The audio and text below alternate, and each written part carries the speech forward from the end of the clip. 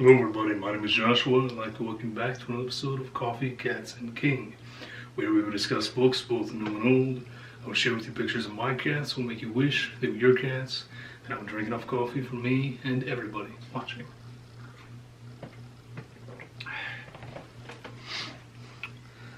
Mug today, of course, is my hipster cat. Shirt. It's my Camp Crystal Lake. You've probably seen me wear this a lot more recently. I really dig this shirt, and I seem to gravitate towards it. So I'm here today with a very brief TBR for the month of August.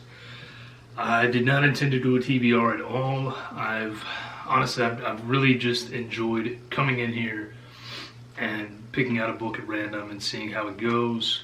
It's been going well for me, but I have noticed recently that I was starting to get a little overwhelmed again just by the sheer volume of books on the shelf, so that quick come in here and grab something was becoming a little more of a struggle. And I know that sounds silly for some people, but that's just the way that my brain works. So I decided to kind of do a mix of both. And this is also for you folks. I feel like it's a little easier for you to engage with me and the channel if you kind of have an idea of what I'm reading that month. It just makes sense, right?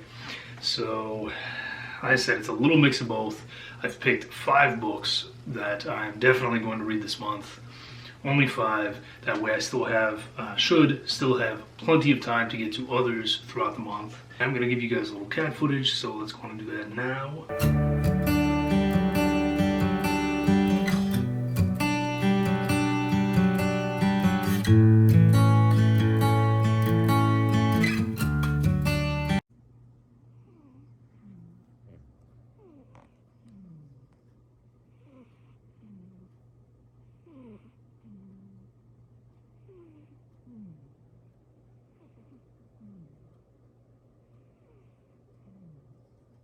And we'll get on into the books.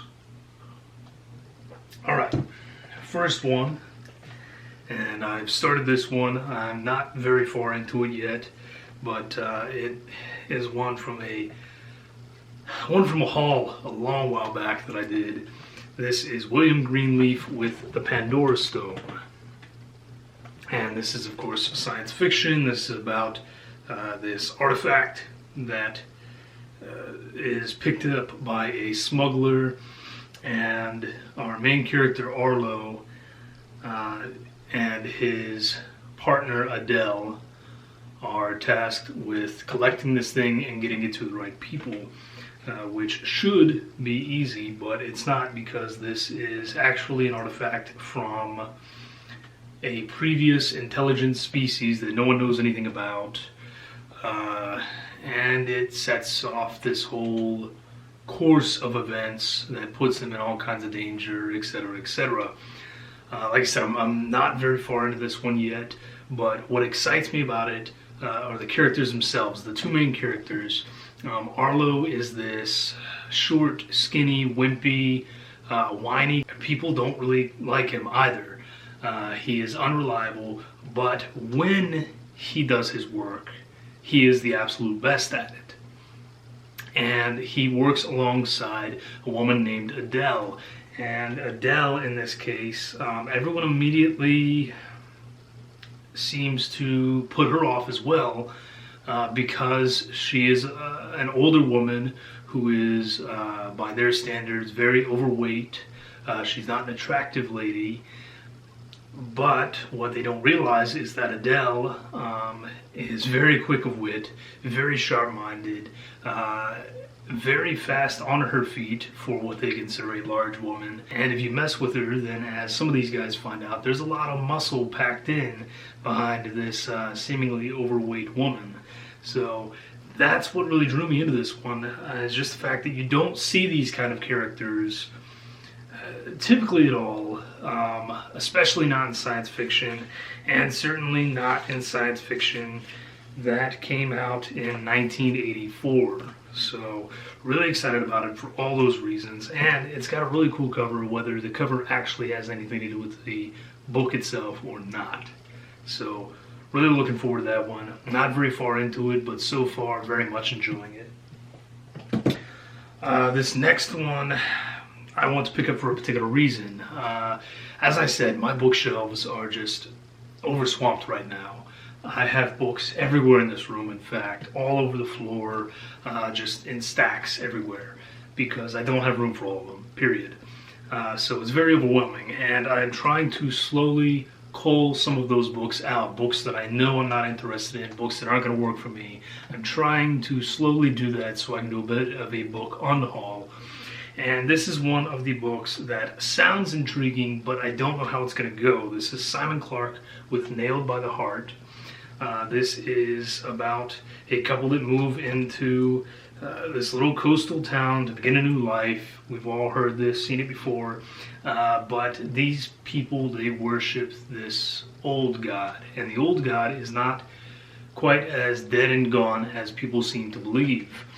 Strange things start happening, the dead start rising, etc., etc. It's all things that we've seen in horror 1,000 times, and all things that I actually very much enjoy. Now, I picked this one up not just because it sounded interesting, but because Simon Clarke is an author that historically he has disappointed me.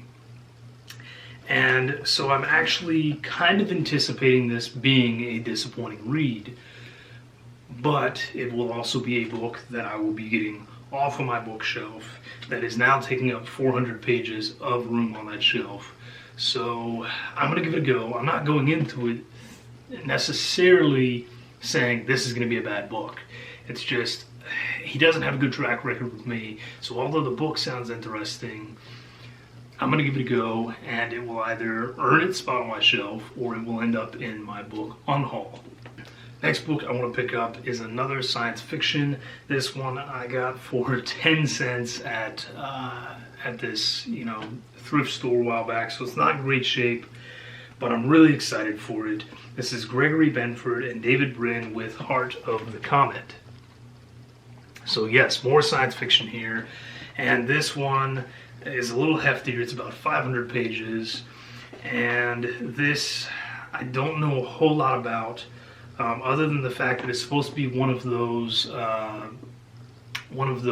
sweeping, vast science fictions that really has a little bit of everything. It has political intrigue, it has action, it has a lot of science, both hard and soft, murder, aliens, space travel, so everything encompassed into one. And I'm really looking forward to it. I don't know why, but I have been craving some good science fiction lately.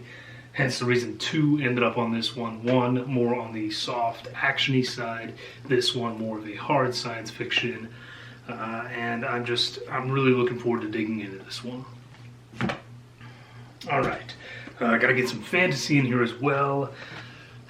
I think it was last year at this point I read The Black Cauldron from Lloyd Alexander, and Troy, being the awesome guy he is, said, no, sir, you cannot just read the second book in this series and call it a day.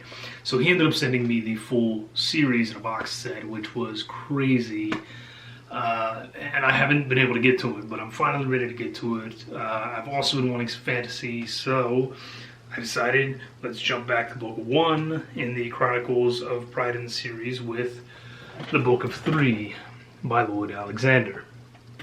Beautiful cover there as well. Hopefully you guys can make out some of the details there.